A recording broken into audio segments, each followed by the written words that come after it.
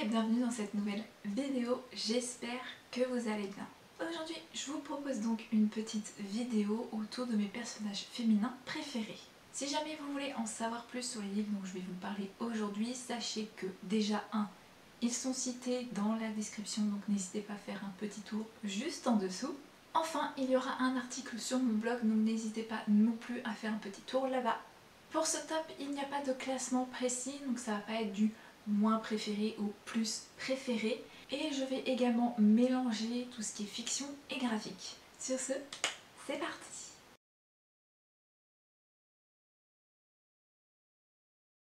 Première héroïne dont je vais vous parler, il s'agit d'Anne Shirley, que l'on découvre à travers la saga Anne de Lucy Maud Montgomery aux éditions Monsieur Toussaint Louverture. On découvre Anne avec Anne de Green Gables, Anne la maison pignon vert ou Anne with a Knee si vous avez vu la série Netflix. Et on découvre Anne, une petite orpheline de 8 ans qui est recueillie par Maria et Matthew Cuthbert, frères et sœurs, qui dirigent une espèce de ferme d'exploitation et qui avait besoin d'un garçon pour pouvoir aider Matthew dans les travaux agricoles. Manque de chance, c'est Anne qui déboule dans leur vie et le moins que l'on puisse dire, c'est que ça va créer de sacrés remous. C'est une héroïne dont j'aime le caractère, dont j'aime l'énergie, qui est un peu gaffeuse, un peu maladroite, mais qui n'est jamais méchante, qui a cette façon de voir les choses qui est très différente par rapport au reste des personnages qu'on nous présente dans les romans. J'aime son côté rêveur, délicat, sensible, son empathie, sa générosité. J'aime également sa manière de se lier aux autres personnages et de leur venir en aide par des mots, par des gestes. J'aime le côté cosy, cocooning de cette saga. Et Anne est une des raisons, si ce n'est la raison pour laquelle j'aime autant cette saga. En plus de l'excellente plume de l'autrice pour tout ce qui est description, émotion. Donc bref, Anne c'est mon petit coup de cœur, c'est mon personnage chouchou, c'est vraiment un de mes personnages préférés, une excellente découverte que j'aime voir et revoir depuis le premier tome. J'ai hâte de découvrir le tout dernier, même s'il y a un petit pincement au cœur de savoir que c'est le dernier, mais je sais d'ores et déjà que je vais adorer me replonger dans cet univers, dans cette plume et redécouvrir Anne depuis sa plus tendre enfance.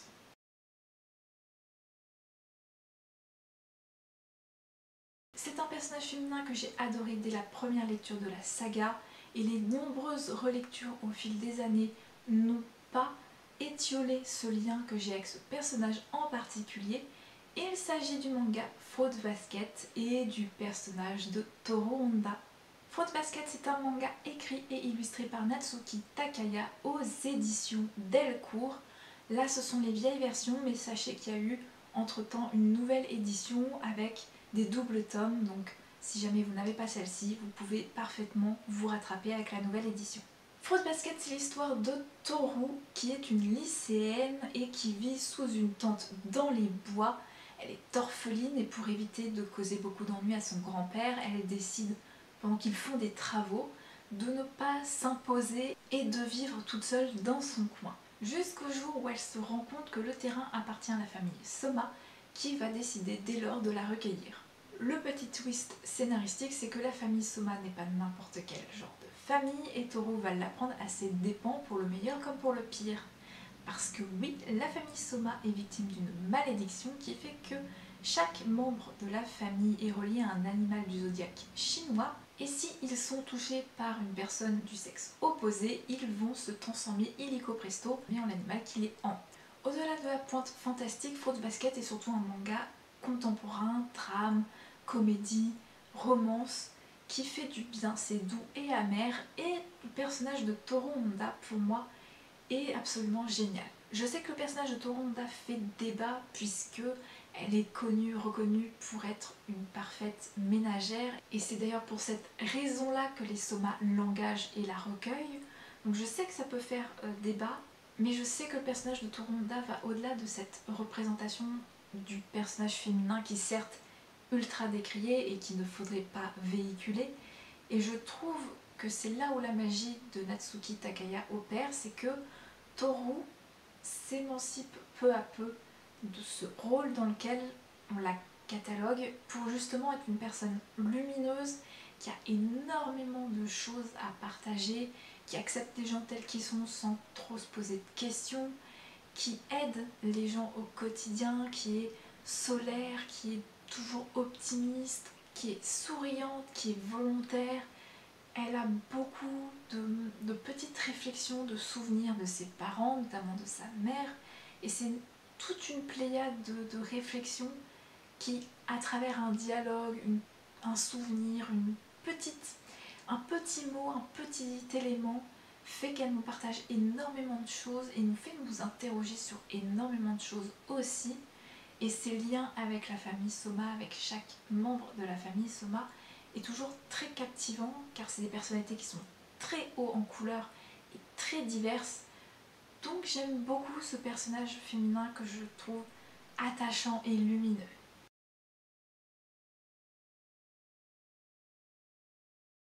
Autre personnage féminin dont j'aime énormément l'énergie, la personnalité et son évolution au fil de la saga, il s'agit d'Ophélie de la Passe Miroir de Christelle Dabos aux éditions Gallimard Jeunesse.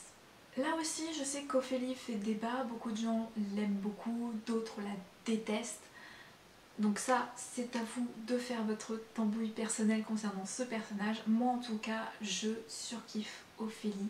C'est un personnage qui fait énormément du bien au genre de personne que je suis en général, à savoir introvertie, discrète, à ces personnages qui payent pas de mine. En fait, Ophélie, c'est ça son plus gros défaut ou sa plus grande qualité, c'est que elle paye pas de mine. On la pense ordinaire, quelconque, un peu teuteuse sur les bords, et en fait, pas du tout.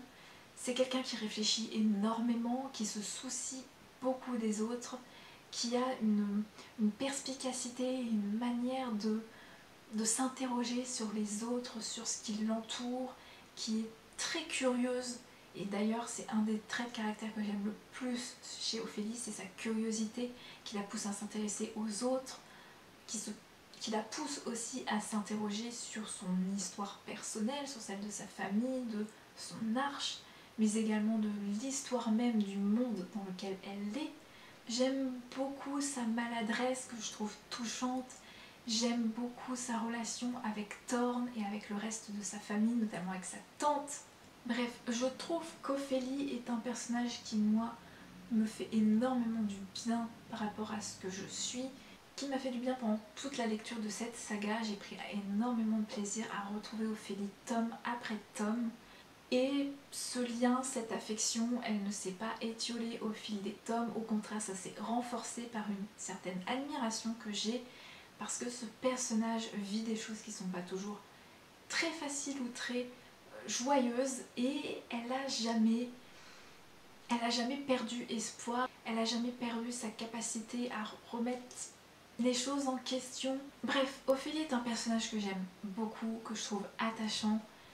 Dès les premières lignes, j'ai adoré ce personnage, je l'ai trouvé incroyable, touchant. Il y avait quelque chose d'assez intimiste, il y avait quelque chose de petit qui demandait qu'à grandir, et j'aime énormément ce contraste entre le côté très menu, très limite fragile physiquement que le personnage donne à voir, à côté de cet immense univers qu'elle a dans sa tête, toutes ces choses qui des fois la débordent, toutes ces questions qui la taraudent. J'ai aimé le contraste du personnage que j'ai trouvé incroyable. Ophélie est un personnage extraordinaire et je suis impatiente dans quelques années de pouvoir tout simplement rouvrir les pages de la Passe Miroir.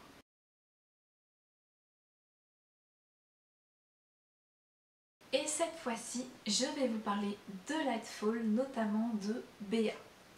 Lightfall, c'est écrit par et illustré par Tim Probert aux éditions Gallimard bande dessinée. L'histoire de Lightfall, c'est la petite Béa qui vit avec son grand-père, un cochon sorcier, fabricant potions et gardien de la flamme éternelle. Quand il disparaît mystérieusement, la jeune fille doit surmonter son anxiété maladive pour tenter de le retrouver. Sa rencontre avec Cad, un galdurien aussi enjoué qu'intrépide, pourrait bien changer le cours de son destin. Le personnage dont je vais vous parler, c'est Béa, cette petite fille qui vit dans un cocon de douceur, dans une forêt accueillante, apaisante, en compagnie de son grand-père, et qui voit sa vie basculer du jour au lendemain quand elle s'aperçoit que son grand-père a disparu. Elle pourrait s'effondrer, mais non, elle a choisi de parcourir le monde et de mener l'enquête, de retrouver son grand-père coûte que coûte. Et si elle n'est pas seule dans cette aventure, reste que la jeune fille se retrouve confrontée à un personnage qui est enjoué, intrépide, va-t-en-guerre, contrairement à elle qui est beaucoup plus angoissée, qui est anxieuse, maladivement anxieuse d'ailleurs, et qui est angoissée par beaucoup de choses, qui se pose moult questions, peut-être parfois trop, mais c'est justement ça qui est intéressant chez Béa, c'est ce contraste fort entre ce qu'elle vit et sa volonté de vouloir à tout prix retrouver son grand-père, l'aider, le sauver, qui se retrouve embrigadée dans une histoire qui la dépasse totalement et qui la terrasse aussi, qui lui fait beaucoup de peine, beaucoup de mal aussi, qui n'est pas et qui n'arrange pas en fait tout simplement son anxiété. Et malgré cette anxiété qui la dévore, et on voit à travers le dessin ces petits monstres, ces petits fantômes qui viennent la grignoter de part et d'autre, et en dépit de son anxiété, eh ben elle y va, elle est courageuse, elle est pleine de surprises quelque part, et j'aime beaucoup ce personnage que je trouve très touchant, adorable. J'aime beaucoup sa volonté, j'aime beaucoup son lien avec son grand-père. J'aime beaucoup aussi le duo qu'elle forme avec Cad parce que les opposés s'attirent. Ça donne beaucoup de situations truculentes mais aussi beaucoup d'instants assez touchants, de petites choses qui sont assez cocooning et réconfortantes, apaisantes aussi. Donc j'aime beaucoup le personnage de Béa. J'aime beaucoup aussi ses problèmes qui me touchent aussi personnellement, l'anxiété. Je n'ai lu que le premier tome, je ne sais pas comment elle va évoluer dans le second qui m'attend dans ma pile à lire. Mais ce que j'avais trouvé de très touchant et d'intéressant, c'est que le personnage se laisse abattre aussi. Certes, il y a des fois où elle se dépasse, où elle arrive à faire taire son anxiété. Il y a des moments où Béa se laisse totalement abattre, surpasser par son anxiété, surpassée par les événements. Et la BD, c'est ok, c'est-à-dire que l'auteur ne fustige pas Béa, ne l'interpelle pas ou va pas la malmener. C'est au contraire très doux, très bienveillant dans les messages à poser. Donc, voilà, c'est un personnage qui me touche particulièrement, qui m'intrigue aussi beaucoup parce que j'ai vraiment hâte de voir comment elle peut évoluer par la suite. Et je trouve ça bien de la part de l'auteur de ne pas mettre des personnages qui sont hyper badass ou qui ont une grande gueule. On a quelqu'un qui est davantage dans les émotions, qui a ses problèmes à surmonter. Bref, je trouve ça intéressant que ce type de personnage existe, ne serait-ce que pour la thématique, les thèmes qu'ils exploitent et le sujet même de l'anxiété parce que ça peut toucher beaucoup de personnes et du fait que ce soit la littérature jeunesse, donc une BD jeunesse, ça permet aussi aux plus petits, aux pré-ados, aux ados de s'identifier plus facilement à Béa parce que l'anxiété touche énormément de jeunes aujourd'hui. Donc je trouve que c'est intéressant et j'aime beaucoup cette héroïne personnellement.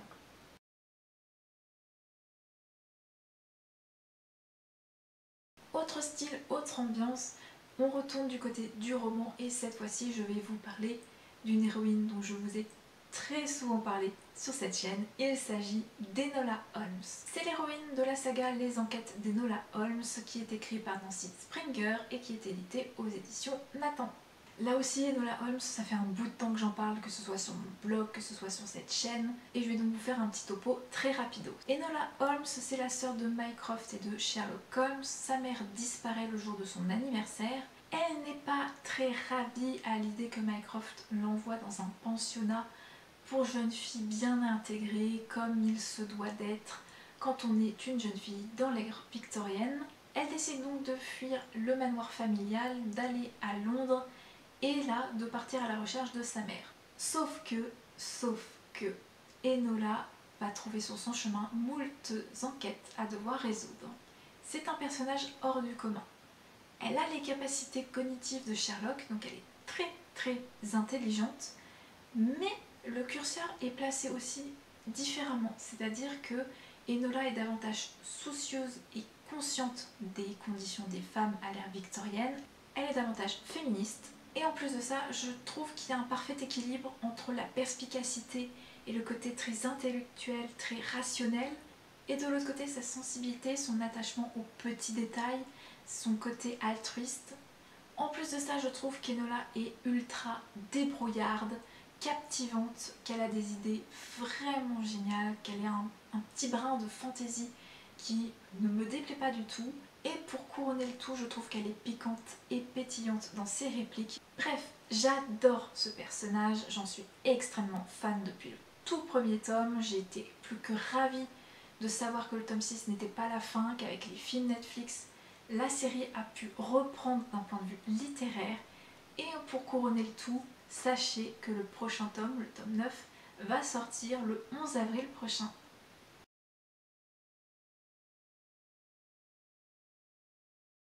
Dernier personnage de ce top, personnage féminin préféré, on retourne dans la bande dessinée et cette fois-ci je vais vous parler d'une bande dessinée qui m'aura accompagnée durant toute mon adolescence. Il s'agit des Witch. Les Witch, c'est l'histoire de 5 adolescentes qui habitent à Heatherfield et chacune a un pouvoir magique. Will contrôle le cœur de Candraka, la quintessence, on va dire l'éther. Irma est liée à l'eau. Tarani est liée au feu, Cornelia à la terre et Aileen à l'air. Ils vont donc protéger la terre mais également moult univers parallèles et alternatifs et elles vont également devoir composer avec leur quotidien en tant qu'adolescentes. Comme je vous le disais, j'ai connu ce Magical Girl puisque c'en est un à mes yeux avec le mini mag qui est devenu ensuite le Witch Mag. Ce qui avait de cool, c'était que les 5 héroïnes étaient bien caractérisées, que ce soit en matière de design du personnage, que ce soit ses passions, que ce soit sa personnalité, son histoire, sa vie familiale. Et parmi ces 5 sorcières, l'une m'a particulièrement marquée. La voici, la voilà, il s'agit d'Aileen, qui est juste ici. Je trouve que le personnage de Aileen avait une bonne vibe. Elle avait ce côté rêveur et doux. Elle avait beaucoup de fantaisie, j'aimais bien sa créativité puisqu'elle fait ses propres vêtements, elle adore dessiner. J'aimais bien son amour pour la science-fiction dans lequel je me retrouvais aussi, tout ce qui était espace, étoiles par exemple. Donc il y avait énormément de points communs sur la personnalité, de choses qui me plaisaient aussi dans sa manière d'être. Et je la trouvais toujours très intéressante, touchante aussi avec sa relation avec sa grand-mère notamment. Donc bref, c'est un personnage qui m'a plu dès les premières bulles, dès les premières cases. Et j'ai adoré découvrir tome après tome, épisode après épisode et saison après saison, l'évolution de ce personnage. Je trouvais qu'elle était une bonne médiatrice. Elle prenait pas vraiment parti, elle était plutôt calme, naturelle, spontanée.